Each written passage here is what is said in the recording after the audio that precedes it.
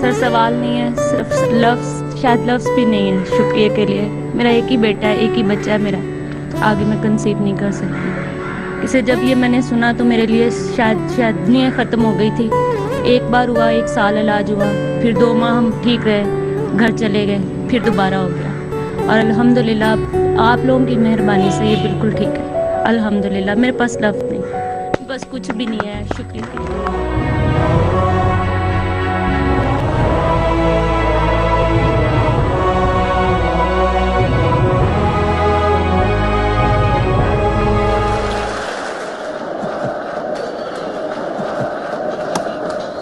That's up in the air, he's getting under it. This could be victory, it is. Pakistan win the World Cup. A magnificent performance in front of 87,000 people. Imran Khan has led his side to victory. What a great victory. And they're loving every moment of this. Imran Khan, his 5th World Cup, his 5th attempt to win the trophy, and he's finally done it. They said a state-of-the-art cancer hospital in Pakistan? Where will the funding come from? But the response to the masses of Pakistan was overwhelming.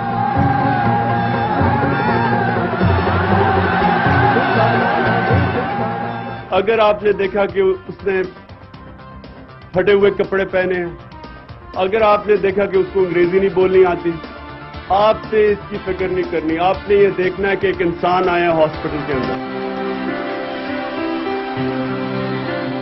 Well, since '94, 80,000 poor patients have received cancer treatment costing more than $80 million.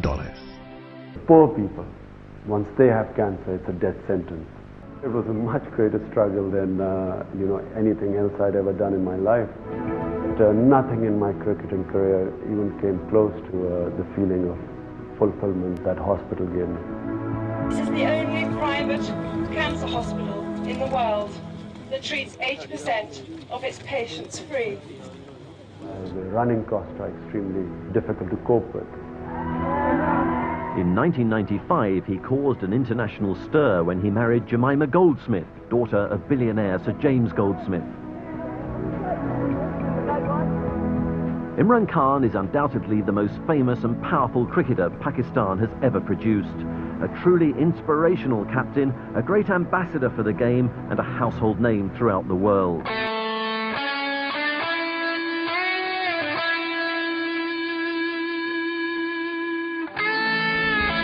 That you have now carved out a territory, vast territory, it is all yours.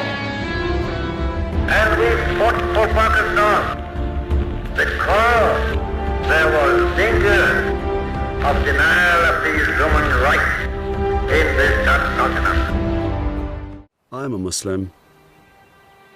I have faith in God and I live by the Quran. Unfortunately, there are people in the West who think this makes me some kind of a religious extremist. But it's simply not true. The fundamentals of Islam are justice, compassion, tolerance, charity, and above all, humility before God. Last ball and then Suleiman.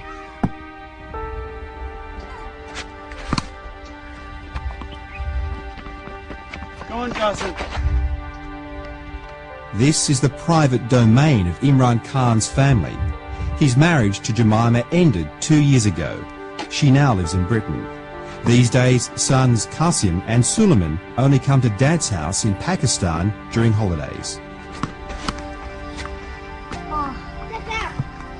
Raising of your children is the most important thing in your life, and yet you had a choice to make. You could have made the choice to go with her. Your relationship was still strong. You could have given up politics and given up your life in Pakistan, but you chose not to. It's not just that my children are most important. Fatherhood gave me the greatest happiness. Leaving Pakistan was never a choice for me because, she married a certain man. Me, a man who was driven or always had passions, I think that's what made what I was, and that's what might have impressed her. Me living a purposeless existence in London would not have been the person Jemima would have married. I would have probably lost self-worth or a purpose of existence because I have not known a life without a passion. They love it here, open spaces. In London, it's not the best place for children to grow up, in the sense that it's not a very outdoor life. And here, so, you know, it's perfect for that. Khan says he faced a dilemma and made a brutal choice: career ambition over marriage.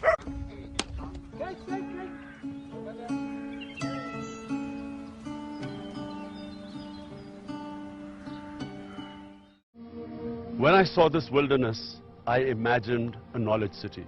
The sort of knowledge city like Oxford University, where I went to and which inspired me. And hence you see Namal College, which in my opinion is the beginning, inshallah, of the biggest knowledge city in Pakistan. So the degrees that are delivered here at Namal College are the exact same degrees delivered at the University of Bradford. I think it's a very ambitious plan. It's Imran's vision is of a sort of knowledge city, and I think that's achievable. To make this dream come true, I need your help. I need the help of people of Pakistan, just as they helped me in building Shaukat Khanum Cancer Hospital. Countries are built on knowledge cities. Knowledge cities provide the intellectual and technical base for a country to become a developed country. For Pakistan to fulfill its potential, this project must succeed. As Pakistan's recent general elections drew near, Imran Khan was riding a tidal wave of popular support. But could the former cricket star really challenge the status quo? Or would his tsunami founder at the last moment? People have already decided. You know, they've tried these guys over and over again, and I believe in this Abraham Lincoln saying you can't fool all the people all the time. He's made corruption an election issue and claims most of Pakistan's political establishment belong behind bars. 80% of people in high positions in Pakistan are criminals. I'm not exaggerating. I've doubt about the other 20% too. The reason I went into politics was not to just be successful as a politician and be in power. I want a change in Pakistan. We wanted to get rid of the system which is stopping the potential of the country going up. In other words, the whole idea was to fight the political mafias in Pakistan. May 2013, and the streets of Pakistan echoed with a new sound. Louder than rickshaws and even bomb blasts, new voices were making themselves heard. Pakistanis were about to vote in the country's first fully democratic handover of power. Among them, these supporters of the Pakistan Tehreek-e-Insaf, or PTI, the political party led by Imran Khan. In the run-up to polling day, the former cricket star was riding a wave of support so strong he called it the tsunami. But he has mobilised a new generation, and his rivals are watching carefully. He's also promised to end corruption in 90 days. Critics say he's naive and dangerous. Supporters insist he's their saviour.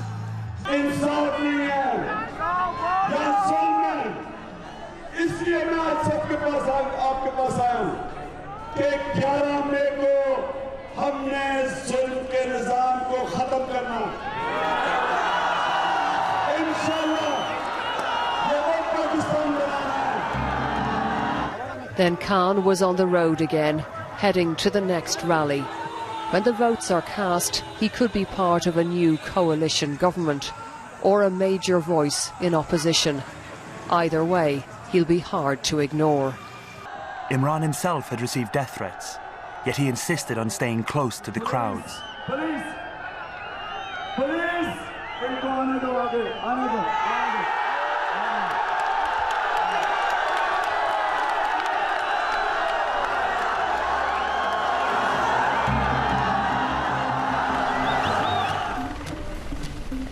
Hopping from rally to rally by helicopter, Khan was now staging 5 or more events a day.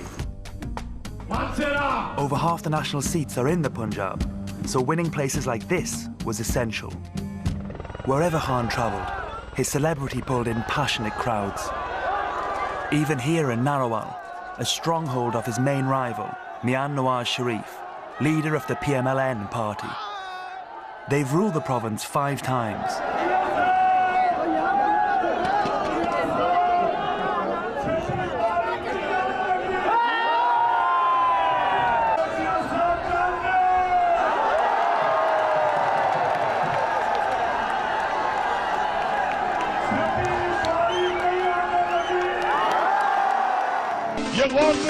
So what you're saying is you think you'll have a better chance of meeting women once you're elected? 4 days out from the election, Khan planned to hit Lahore with 8 separate rallies around the city in one night. By 8 p.m, Khan should have arrived. It looked like he was late. Then people started to receive SMS messages. They said that Khan had had an accident at the previous rally. Everyone hoped it was a hoax. Finally, Faisal got confirmation there had been an accident. Ascending to the rally stage on a forklift, he'd fallen from a height of 5 meters. The accident could have cost Khan his life. I saw a lot of blood coming out from his head, and I was standing right there. And I tried to lift him up, and he said, just leave me alone, I'll get up myself. And then I think he was fainted or he got unconscious. And then people picked him up and put him in the car. You know, he's working so hard. He's doing at least eight rallies a day, which is humanly not possible. But he's getting this energy from somewhere. Remarkably, only hours after the accident, he addressed the nation from his hospital bed. मैंने अपनी ज़िंदगी के पाकिस्तान के लिए लड़ा हूँ. जो मैं कर सकता था मैंने किया. अब मैं चाहता हूँ कि आप अपनी जिम्मेदारी लें. अपनी तकदीर बदलना चाहते हैं. आपको जिम्मेदारी लेनी पड़ेगी. But shall I tell you about that clip? Yeah. We were not allowing it. The doctors were not allowing it. You can imagine what he did. So we left the room basically, and this is, I don't think anybody else knows that, but we left the room to have a discussion. What do we do? Because my instinct was we cannot control my brother, even in this state. And lo and behold, he sent somebody out. He says, comb my hair, remove the bandage, clean my face from blood, open my collar, bring a camera in. I want to talk.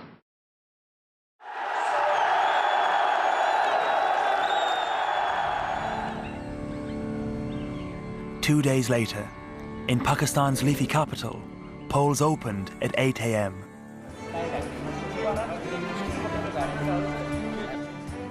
In the polling stations of downtown Islamabad, the democratic process looked calm and orderly. But just a short drive away, on the city's outskirts, it was a different story. Allegations of vote rigging were widespread amid the chaotic scenes at many female polling stations. Suspicions of coercion grew. Some feared the disorder was intentional. We will form the government in KP, for sure. And we will set an example there. From zero to here, I mean, this really is an amazing achievement. You see, what happened was that this was one of the most rigged elections in the history of Pakistan.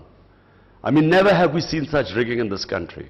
And this is the only time in Pakistan's history where every political party has claimed that there was massive rigging. We have accepted the results.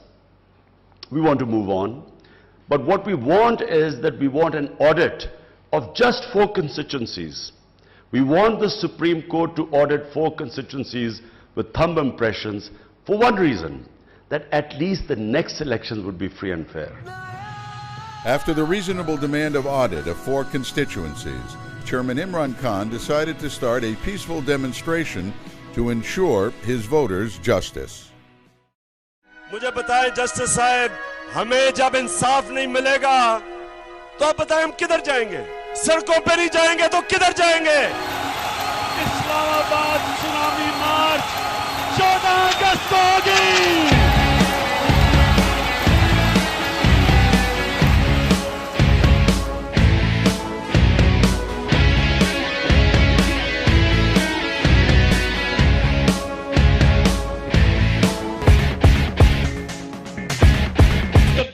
And these rock concert-like rallies had become key to Khan's campaign. I think what's important is that all these events that you're seeing, people are coming out on one SMS.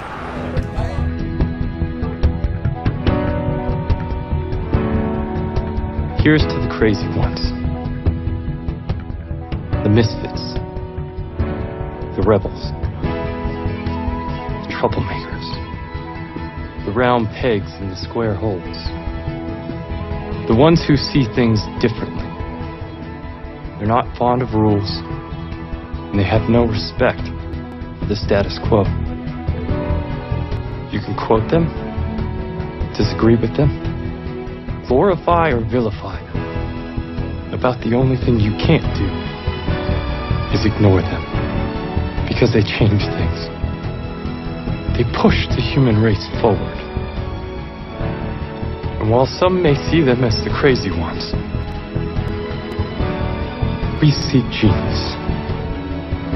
Because the people who are crazy enough to think that they can change the world are the ones who do.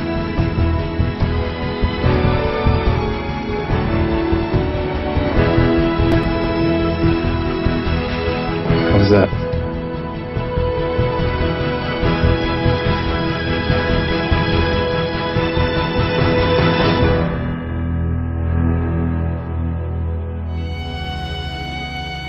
अल्लाह ने इंसान के हाथ में सिर्फ नियत और कोशिश दी है, कामयाबी वो देता है। और मेरा ख्वाब है अल्लाह एक दिन पाकिस्तान को वो मुल्क बना जिधर बाहर की दुनिया से लोग पाकिस्तान में नौकरियां ढूंढने आएंगे। पाकिस्तान कभी किसी से भीख नहीं मांगेगा।